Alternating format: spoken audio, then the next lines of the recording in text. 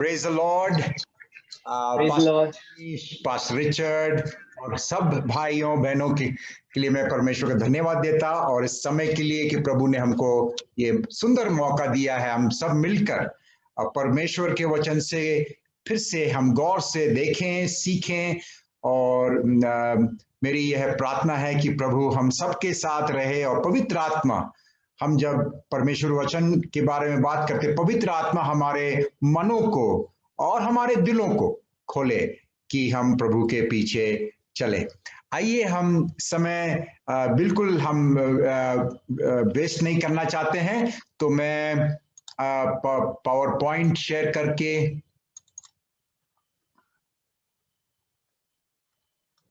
आगे बढ़ेंगे। जी हाँ, ठीक है।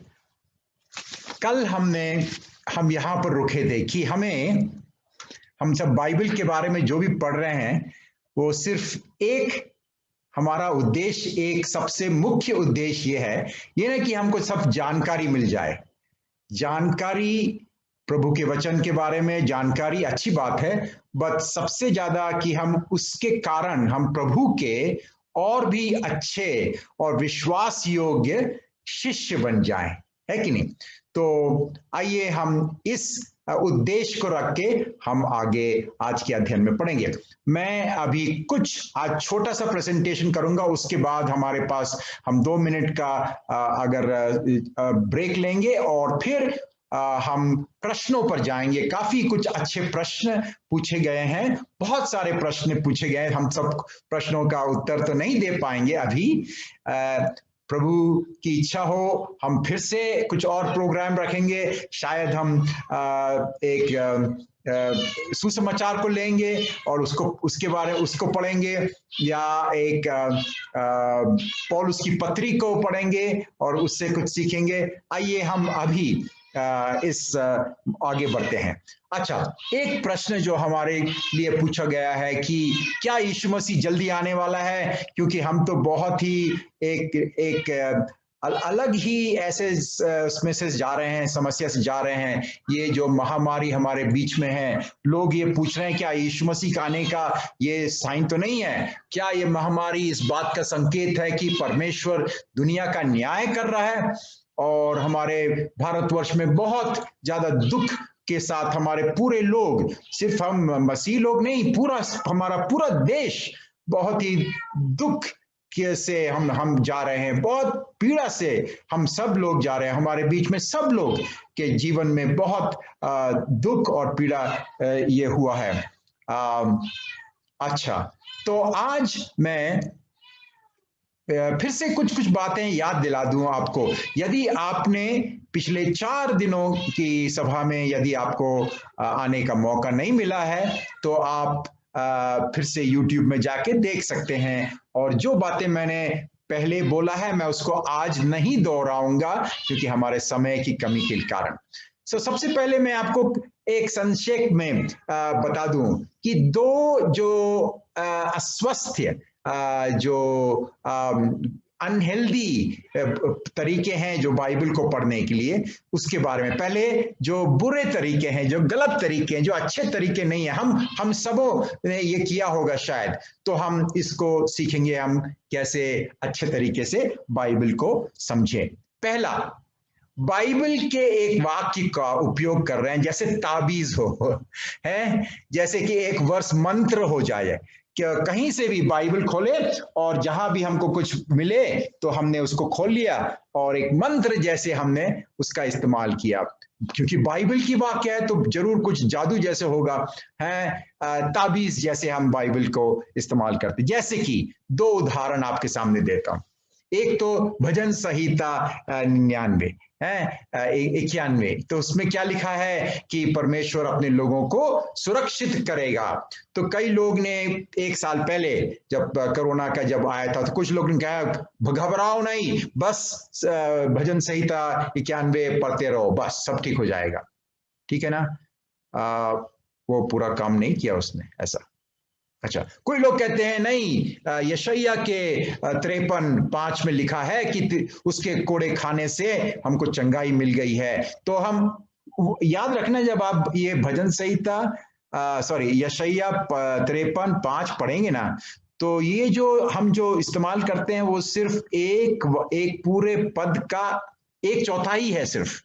पूरे पद को भी हम नहीं पढ़ते हैं जब हम ऐसे इस्तेमाल करते हैं। और याद रखना, मैंने पहले दिन आपको बताया या दूसरा दिन कि बाइबल के जो ये वाक्य जो डिवीजन हुआ बहुत बाद में किया गया। तो कई बार हम पूरे वाक्य को नहीं पढ़ते हैं या पूरे उसके संदर्भ को नहीं पढ़ते हैं, हम बाइबल को कहीं से भी तोड़ मरोड़ के हम इस्तेमाल कर लेते हैं। यदि हम चाहें तो बाइबल से हम जो चाहें कर सकते हैं। बाइबल के प्रभु यीशु मैं प्रभु यीशु मसीह में सब कुछ कर सकता हूं, हम बाइबल के साथ भी सब कुछ कर सकते हैं जो हमारी मर्जी में आए। तो वो जिम्मेदार तरीका नहीं है कि हम बाइबल को गलत रीति से देखें। तो बाइबल को तलिस्मान या एक ताबीज के रूप में हमको इस्तेमाल करना ये गलत है। और दूसरी जो हम बड़ी गलती कर जाते हैं वो है कि हम वर्तमान की जो घटनाएं चल रही हैं अभी तो हम वो सोचते हैं ये बाइबल में लिखी गई है। 40 साल पहले मैंने सोचा कि प्रकाशित वाक्य में कुछ लिखा है, वो हमारे समय में हो रहा है क्या कि टेलीविजन चल रहा है और ये सब के कारण ये बाइबल में लिखी है प्रकाशित वाक्य में। जरा सोचो तो, इतने 1000 साल बाद मैं कह रहा हूं कि बाइबल में जो लिखा प्रकाशित वाक्य में पहली शताब्दी में, वो अभी मेरे जमाने में हम सब सोचते हैं हम लोग कोई बहुत बड़े हैं क्योंकि हम अभी आए हैं ना, तो सब चीज बाइबल की चीज प्रकाशित वाक्य सब हमारे समय में होना चाहिए। ये बहुत बड़ी गलती है जो हम बाइबल को पढ़ते हैं परंतु हमारे वर्तमान में जो प्रेजेंटली जो काम हो रहा है उसको हम बोलते हैं हाँ देखो ये बाइबल के एक वाक्य वो ये भी हो रहा है, देखो सद्दाम हुसैन, ये देखो इसराइल, वो देखो जर्मनी, वो देखो अमेरिका, वो देखो चीन, ये बाइबल में लिखी है। ये हमारे बीच में मैंने भी किया हूं, ये गलती मैं गलती करके सीखा। हमारे बीच में बहुत सारे सिंसियर लोग हैं, वो करते जा रहे हैं क्योंकि उनको ये नहीं मालूम कि प्रकाशित वाक्य को कैसे पढ़ना। ठीक है ना, मैंने आपको पिछले दिनों में कुछ थोड़ी सी बात आपको सिखाई कि प्रकाशित वाक्य पुस्तक किस तरह की पुस्तक है। उसको लिटरली नहीं लेना, ये नहीं कहना कि अभी हो रहा है। और तो हमको ये याद रखना कि ये हम गलती करते हैं, बाइबल पढ़ते हैं और हमारे मन में जो बात है हम बाइबल में डाल देते हैं, ये गलत है। और ये ना गलत सिर्फ नहीं है, बहुत बड़ा और बहुत सामान्य गलती है। बिल्कुल इतने सारे लोग, अच्छे से अच्छे लोग ने पुस्तकें लिखी, जैसे कि ये 2 पुस्तक मैं दिखा रहा हूं आपको। एक ने लिखी 88 में, 1988 में, वो भी 88 कारण दे दिया कि यीशु मसीह आने वाले। और आई मीन होशियार व्यक्ति ने, इंजीनियर थे वो, परंतु बहुत सारे लोग ने विश्वास किया और फिर कंफ्यूज हो गए। हैल लिंडसे करके बहुत सारी पुस्तकें लिखी उसने। ये पुस्तक कह रहा है कि 1980 में उस समय होगा, सब खत्म हो जाएगा। अभी 40 साल हो गए हैं, फिर भी ये पुस्तक है, आप चाहते हैं तो पढ़ो। और उसी तरह की गलती हम फिर से कर सकते हैं। और ये गलती कितनी बड़ी गलती है मैं आपको बस सरल रीति से बता रहा हूं। यीशु मसीह से पूछा गया मत्ती के 24 में, मत्ती के 24 के 36 में आगे यीशु मसीह ने कहा, मनुष्य का पुत्र, मतलब मैं, मनुष्य का पुत्र मैं कब आऊंगा ये मुझे भी नहीं मालूम, कह रहा उनने कहा। मनुष्य के पुत्र को भी नहीं मालूम, मतलब परमेश्वर को मालूम है, मनुष्य होने के नाते वो कह रहे किसी को नहीं मालूम। फिर भी अजीब बात है, हम में से कई प्रचारक लोग को मालूम है यीशु मसीह कब आने वाले। यीशु मसीह ने कहा किसी को नहीं मालूम, तो हमको तैयार रहना है पूरे समय में। हम में से कुछ लोग कहते हैं देखो ये हो रहा है, वो हो रहा है, चीन हो रहा है, और इजराइल में ये हो रहा है, अमेरिका ये हो रहा है, तो यीशु मसीह आने वाले हैं, अभी आने वाले हैं। और हम बोलते हैं कि अभी होने वाला है। मैं कहता हूं हमको नहीं मालूम यीशु मसीह कब आ रहे हैं, हमको तैयार रहना है। और यीशु मसीह के आने की बात छोड़ो, हमारा समय कब खत्म होगा और हम कब परमेश्वर के पास जाएंगे हमें वो भी तो नहीं मालूम। तो हमको तैयार रहना है, ठीक है ना। अच्छा, अब ये बात और से कोई लोग बोलते हैं कि ये महामारी क्या परमेश्वर का न्याय है क्या? परमेश्वर का न्याय हो रहा है क्या? याद रखना दोस्तों, हम अभी यहां पर है, हमारे जीवन में ये महामारी हो रही है, परंतु हमारे जीवन के पहले पहले जो हजारों साल से है, बहुत सारी महामारी इस दुनिया में आई और गई। जैसे कि 14वीं शताब्दी में, 14th सेंचुरी में एक ऐसा प्लेग, ऐसी महामारी यूरोप में आई कि यूरोप के 1/4 लोग मर गए। अब जरा आप सोचो तो कितना होगा, कितने करोड़ों करोड़ों से लोग मर गए। तो ये नहीं कि हमारी महामारी सबसे भयंकर महामारी है, नहीं नहीं, हमारी महामारी एक बात है, ये पूरे संसार में फैल गई है। इसलिए क्योंकि हम सब संसार मिले हुए हैं, हम एक पूरा दुनिया के अलग अलग जगह से हम एक दूसरे जगह जाते हैं, इसलिए ये जो महामारी फैल गई, ये वायरस फैल गया और फैलता जा रहा है। ठीक है, तो क्या ये परमेश्वर का न्याय हो रहा है? नहीं। और हमको बहुत सतर्क रहना है कि परमेश्वर का न्याय कुछ करीब करीब पिछले साल लोगों ने कहा, कहने का लगा, जब देखे कि बहुत सारे मसीह लोग भी, परमेश्वर के लोग, पास्टर लोग भी इस वायरस से चले गए, इस संसार को से छोड़कर चले गए, तो फिर हमको संभाल के रहना है कि हम ये ना कहें कि परमेश्वर सबके ऊपर न्याय कर रहा है। हम एक ऐसी दुनिया में रहते हैं जहां बहुत सारी तकलीफें हैं। मैं आखिर में उसके बारे में और भी बोलूंगा। तो एक और प्रश्न आता है, मुझे सचमुच में अचंभा होता है कि कुछ कुछ लोग ऐसे कह रहे हैं कि ये जो वैक्सीन है उसके अंदर एक चिप है? जैसे हमारे अलग अलग डिवाइसेस में चिप होते हैं। कोई लोग कहते हैं प्रकाशित वाक्य का वो बीस्ट है, उसका चिप आपको कोविड वैक्सीन में हो जाएगा, यदि आप लें तो नहीं लेना। 666 के साथ कुछ है। यदि आप पिछले दिन नहीं थे तो आप कल का वो देख लेंगे, उसमें हमने समझाया है कि ये जो 666 है, ये कोई कंप्यूटर का नंबर नहीं है, आज के कुछ चीज के नंबर नहीं है। उन जमानों में जो रोमी सम्राट थे, नीरो का नंबर था। वो कैसे था, आप जाके देखिए, कल की बात सुनिए। तो हम जब ऐसे कहते हैं कि ये 666 है, तो बहुत बड़ी गलती कर रहे हैं। ये जो टीका आया है, वैक्सीन आया है, याद ऐसा सोचो कि हम पिछले साल हमने सब लोग ने प्रार्थना की, परमेश्वर हमारी प्रार्थना सुनकर बहुत सारे वैज्ञानिकों की मदद करके ये वैक्सीन हमारे लिए पैदा बनाई गई। आप ऐसे क्यों नहीं देखते कि परमेश्वर का दान है? ठीक है, आगे हम बढ़ते हैं। तो दो अच्छे तरीके या स्वस्थ तरीके बाइबल को पढ़ने के लिए, सबसे पहले तो हमने बताया कि बाइबल को संदर्भ में पढ़ना, ठीक है ना। सबसे सही तरीका वही है, बाइबल को उसके संदर्भ में पढ़ना। और सबसे पहले याद रखना, बाइबल को संदर्भ में पढ़ना और समझ जाना कि बाइबल ये जो पुस्तक है, जो लेखों का संग्रह है, उसका परमेश्वर के मन में उद्देश्य क्या है, द मेन पर्पस, ये बाइबल का पर्पस क्या है। और याद रखना, बाइबल की भी कुछ लिमिटेशन है, सीमाएं हैं, ठीक है, उसको पहचानना जरूरी है। बाइबल सब चीज के लिए नहीं लिखे। यदि आपको गणित सीखना है तो बाइबल पढ़ के गणित नहीं सीखोगे। यदि आपको फिजिक्स सीखना है या बायोलॉजी सीखना है तो बाइबल से थोड़ी सीखना है। तो बाइबल परमेश्वर ने जो लेख इतने हजारों साल पहले से लोग, परमेश्वर के लोग ने लिखा, उसका संग्रह है, उसका एक मुख्य और उद्देश्य है। उस उद्देश्य को रखना, याद रखना, ये नहीं कि बाइबल को कोई चीज के लिए भी इस्तेमाल कर रहे हैं, ठीक है ना। बाइबल के भी लिमिटेशन है। आगे बढ़े। बाइबल हमारे जीवन के लिए एक कंपस के जैसा है, एक मार्गदर्शक है, मैप नहीं है कि देखें, मैप देखें तो बोले यहां पर हम अभी यहां पर हैं, ओ बाइबल ये देखो हमारे बारे में कह रहा है, अभी ये भारतवर्ष में क्या होने वाला है, अभी 5 साल में, ये बाइबल में लिखा है। नहीं, उस तरह का मैप नहीं है। वो एक कॉम्पस जैसे आप देख रहे हैं इस चित्र में, यदि आप कहीं जा रहे हैं तो वो दिखाता है कि किस तरफ को उत्तर है, किस तरफ को दक्षिण है, ठीक है ना। एक मार्गदर्शक हमारे जीवन के लिए, हमारे जीवन के लिए बाइबल हमको गाइड करती है। परंतु यदि हमको साइंस के बारे में, विज्ञान और क्रिएशन के बारे में, जो सृजन है, जो पूरी हमारी धरती और सब चीज के बारे में सीखना है, तो हमको साइंस पर जाना है।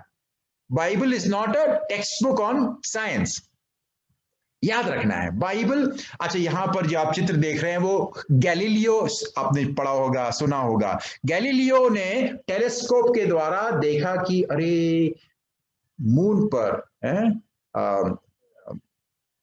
चंद्रमा पर वहां पर शैडो होता है और परछाई आती है। उसको कैलकुलेट करके उसने पता लगाया कि सचमुच में धरती जो है सूर्य के चारों ओर घूम रही है। ऐसा तो लगता है कि सूर्य चल रहा है कि नहीं? हम भी कहते हैं सूर्य उदय है, सूर्यास्त कहते हैं, परंतु सूर्य नहीं चल रहा, हम जा रहे हैं। तो ये देखने से पता नहीं चलता है, बाइबल में भी नहीं लिखा है। तो उन्होंने, वैज्ञानिक लोग ने, तो बाइबल को याद रखना, बाइबल की का उद्देश्य अलग है। बाइबल का उद्देश्य हमको जीवन कैसे जीना है और आने वाले युग के लिए तैयार करना है। वो सिर्फ विज्ञान पढ़ने से नहीं होगा। वो बाइबल, तो बाइबल और विज्ञान दोनों परमेश्वर के दो पुस्तक है। ये गैलीलियो ने कहा कि परमेश्वर के दो पुस्तक है, एक तो बाइबल है और एक पूरा संसार है, हमारी सृष्टि है। वो सृष्टि को पढ़ने के लिए आपको विज्ञान का इस्तेमाल करना पड़ेगा, बाइबल को पढ़ने के लिए आपको बाइबल के नियमों को समझना पड़ेगा, याद रखना। So the Bible is a special. Bible हमने पढ़ा कि क्या है, जीवनदायक पुस्तक है जीवन के लिए। अच्छा, याद रखना, इसलिए परमेश्वर हमारी दुनिया में हर एक क्षेत्र में काम कर रहे हैं। परमेश्वर काम कर रहे हैं, सिर्फ हमारे चर्च के अंदर, बिल्डिंग के अंदर काम नहीं कर रहे हैं। परमेश्वर का काम पूरे क्षेत्र में। जो हमारे विज्ञान में, मेडिसिन में, दवाइयों के बारे में, हमको ये विश्वास करना है कि परमेश्वर गाइड कर रहा है, परमेश्वर लोगों को मार्गदर्शक दे रहा है विज्ञान के क्षेत्र में भी। तो मैं तो ये विश्वास करता, हमारे बीच में जो डॉक्टर हैं, नर्सेस हैं, सब हम खेती बाड़ी कर रहे हैं, हम किसान हैं, तो आप परमेश्वर का काम कर रहे हैं। कई बार हमारे चर्चेस में हमने, माफ करना, मैं भी पास्टर हूं, पर पास्टर लोगों से माफी मांगता हूं, परंतु हमने गलती की है। हमने ये गलती की है कि हम सोचते हैं हम सिर्फ परमेश्वर काम सब हम ही करते हैं। परमेश्वर के जन सिर्फ हम पास्टर लोग हैं क्योंकि हम बाइबल लेके फिरते हैं। परमेश्वर के सब लोग परमेश्वर के हैं। किसान भी परमेश्वर की बुलाहट पाकर वो किसान का काम कर रहा है। टैक्सी ड्राइवर काम कर रहा है परमेश्वर की बुलाहट पाकर, नहीं तो हमको टैक्सी नहीं मिलेगा है। जो स्कूल टीचर पढ़ा रही है वो भी परमेश्वर की बुलाहट से, नहीं तो हमारे बच्चे स्कूल में किसको पढ़ाने के लिए नहीं रहेगा, ठीक है ना। परमेश्वर का काम सब अलग अलग क्षेत्र परमेश्वर कर रहा है, करवा रहा है। ठीक है, हम गलती भी करते हैं, हम मनुष्य है ना, परंतु परमेश्वर। तो ये जो मेडिसिन है, ये जो वैक्सीन आया है, उसको आप सोचिए परमेश्वर का दान है। ये कोई शैतान नहीं है, कोई प्रकाशित वाक्य के बारे में वहां से कुछ नहीं है। तो हमने गलती से ये सब सोचा है। याद रखना, परमेश्वर का दान। पूरा टेक्नोलॉजी, अभी टेक्नोलॉजी नहीं होती तो हम अभी कैसे मुलाकात होती, हम कैसे बैठ के सब बाइबल सीखने का हमारा मौका मिलता है कि नहीं। परमेश्वर हर एक क्षेत्र में काम कर रहे हैं। अच्छा, तो हमें याद रखना है कि यीशु परमेश्वर का वचन है। बाइबल हम परमेश्वर का वचन कहते हैं, जरूर है, परंतु बाइबल यीशु परमेश्वर से सेम स्तर में नहीं है, वो दर्जे में नहीं है। बाइबल हमें परमेश्वर यीशु का अनुसरण करने में मदद करती है, ठीक है ना। तो यदि आप कहेंगे परमेश्वर का वचन, तो बड़े शब्द में वचन यदि कहेंगे तो यीशु वचन है परमेश्वर का वचन। और जो बाइबल का संग्रह है, जो पुस्तकें हैं, ये हमें यीशु के पीछे चलने का मदद करती है, ठीक है ना। याद रखना, हम सब क्यों सीख रहे हैं सब चीज, कि हम परमेश्वर की ओर बढ़े। परमेश्वर अपने प्रेम में भरकर हमें बनाया, इसलिए कि परमेश्वर चाहता है कि सबके साथ वो रहे, ठीक है। और इसलिए बाइबल से हमें मार्गदर्शन मिल रहा है कि हम कैसे प्रभु यीशु मसीह के पीछे चलें। मैं आपसे कहता हूं, आपके बहुत सारे प्रश्न हैं और आज हम प्रश्नों को देखेंगे, परंतु याद रखना ये बात कि प्रश्नों से ज्यादा आपको उत्तर मिल गया यदि आप यीशु मसीह को पा लिए हैं आपने। तो उस प्रभु यीशु मसीह के बारे में सुसमाचार पढ़िए, आराम से बैठकर पढ़िए और यीशु मसीह के बारे में आप प्रार्थना कीजिए, प्रभु यीशु मसीह मुझे और भी प्रकट हो तो मैं प्रभु के पीछे चलूंगा, प्रभु के जैसे जीना चाहता हूं। ये है हमारा फाइनल उद्देश्य, यही है कि हम प्रभु के पीछे चलते रहें।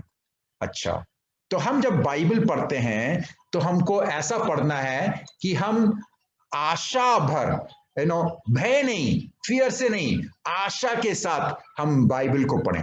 तो बाइबल हमको ये आशा दिखाती है, परमेश्वर का नया स्वर्ग और नई पृथ्वी आने वाली है। प्रकाशित वाक्य के आखिरी के 2 अध्याय हैं, उसमें लिखा है कि हम कहाँ जा रहे हैं, एक नया स्वर्ग और नई पृथ्वी आने वाली है, और उस नए युग के लिए हम तैयारियां कर रहे हैं, क्योंकि ये हमारा जीवन बहुत छोटा है। आप कितना जियोगे, मैं कितना जीऊंगा, कुछ और साल, उसके बाद हमको दूसरे आने वाले युग में जाना है।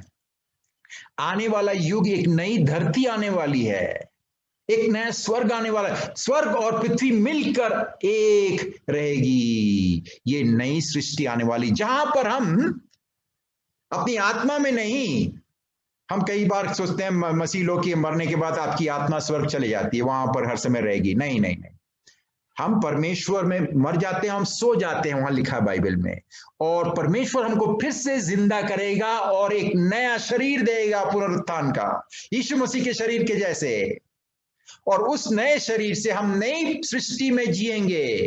ये है हमारी आशा। तो जब हम बाइबल को पढ़ते हैं, हमको ये नहीं डरना, नहीं अरे बाप रे क्या होने वाला है, ये होने वाला है, वो होने वाला, नहीं। हम ऐसे पढ़ें कि बाइबल हमको एक ऐसे बहुत ही अच्छे लक्ष्य की तरफ ले जा रही है, आशा भरी लक्ष्य की तरह हम जा रहे। परंतु उस लक्ष्य में पहुंचने के पहले हम सब पूरी सारी सृष्टि के साथ हम क्या है, कराहते हैं। यदि आप रोमियो की पुस्तक थोड़ा सा पढ़ लेता हूं, रोमियो की पुस्तक से, रोमियो की पुस्तक 8, और सब कुछ नहीं पढ़ूंगा मैं, रोमियो 8:19, क्योंकि सृष्टि बड़ी आशा भरी दृष्टि से परमेश्वर के पुत्रों के प्रकट होने का बाट जो रही है। सृष्टि भी, पूरी सृष्टि क्या कर रही है, आशा भरी दृष्टि से परमेश्वर के पुत्रों का प्रकट होना, हमारे शरीरों का उद्धार होना, उसके लिए। फिर देखें 22 में, क्योंकि हम जानते हैं कि सारी सृष्टि अब तक मिलकर कराहती है और पीड़ाओं में पड़ी तड़पती है। तो हम भी सृष्टि के साथ तड़प रहे हैं और कराहते हैं, प्रभु कब ये नया उद्धार आएगा, क्या होगा। आने वाले 23 में लिखा है कि और लेपालक होने को की, अर्थात अपनी देह के छुटकारे की बाट जोते हैं। हम सब जितना भी हम दवाई ले लेना, एक दिन तो हमारा देह भी खत्म हो जाएगा। तो हमारे देह की छुटकारा के लिए हम बाट जो रहे हैं, इस आशा के द्वारा हमारा उद्धार हुआ है। हमारा उद्धार किसके लिए हुआ है, कि हमारी देह एक दिन क्या होगी, छुटकारा पाएगी। परंतु जिस वस्तु की आशा की जाती है, जब वे देखने में आए तो फिर आशा कहां रही, क्योंकि जिस वस्तु को कोई देख रहा है उसकी आशा क्या करेगा। तो हमारी आशा, हम उसको देख नहीं पा रहे हैं अभी। प्रभु यीशु मसीह के देह में, पुनरुत्थान के जो उसके देह था, वो देह के लिए हम आगे बढ़े जा रहे हैं। तो याद रखना, ये है हमारा अंत, एक नई सृष्टि और एक नया स्वर्ग, उसके लिए हम जा रहे हैं।